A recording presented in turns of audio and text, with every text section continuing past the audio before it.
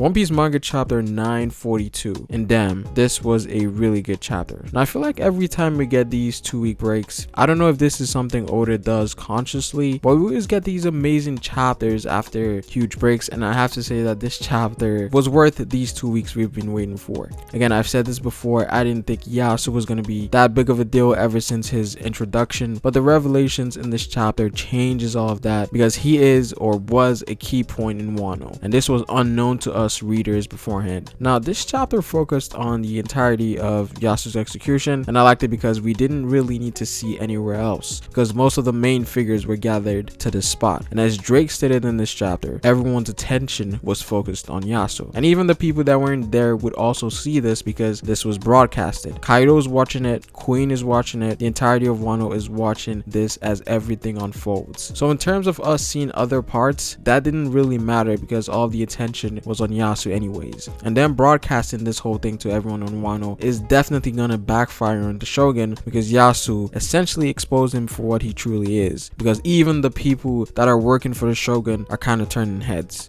Now we get some huge reveals from Yasu. Now in the previous chapter we knew that he was one of the daimyos during Oden's time, but he was ultimately taken out because of his refusal to join Orochi, and it was also mentioned by Oden that he was set to become the next Shogun of Wano, and this was even something Oden himself vouched for. So he must have had good reputation all around in Wano, and even Oden stated that everyone wants to see him become the next Shogun after the passing of the previous Shogun, who is Oden's dad. And we also got some characterization for Oden in this chapter, even though he had little screen time, but just from this we could tell what type of person Oden was. He has this free-natured mentality, just like a pirate, which is emphasized by the fact that he wants to sail the seas, and Oda still chooses to show him as a silhouette, so Oda might be saving his reveal for later, just like he's saving Grimbo's reveal for later. Now Yasu's main goal was to divert everyone's attention from the failures of the Alliance, so with this, Kinemon and everyone else can start anew. And not only that, given that the entirety of Wano is seeing this would definitely rally more allies to the Straw Hat side of things. So this is a turning point for the Alliance, a second chance for them to start again and actually make things right and ready themselves for the final battle against Kaido. And this could also be something that could make Ashura Doji finally join the Alliance. Not only has Yasu given them a blank slate to start anew, but he's also made things a lot more easier for them down the road. But I really enjoyed Yasu's part of this chapter, which is pretty much the entirety of the chapter. Now we also got some hints towards Smiles. Now we're probably going to get some theories in the communities as to why this is, but it was revealed that Devil Fruit Smiles is the reason why the people of Abisu Town can only smile. And this was something that I think everyone in the community found weird. Why are the people of Abisu Town always smiling? Ever since we saw Toko, right? And I'm not exactly sure how it's related to how they can only smile, but if we go all the way back to post-Punk Hazard, when the Straw Hats were making their way into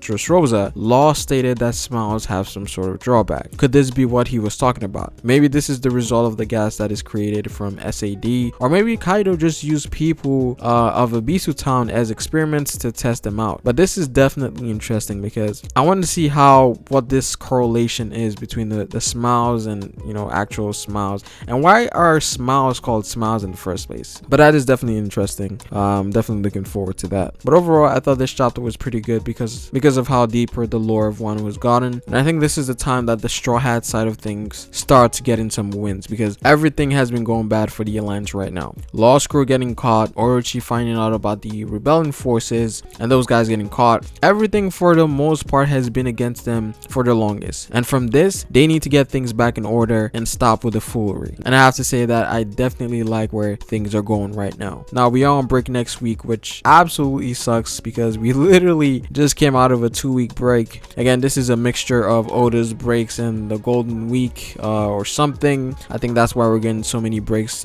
this past month. But as always, just my quick thoughts on this chapter. Comment down below what you guys think, like the video if you liked it, and subscribe for more One Piece content. It is Pharaoh, and I will see you guys later. Peace.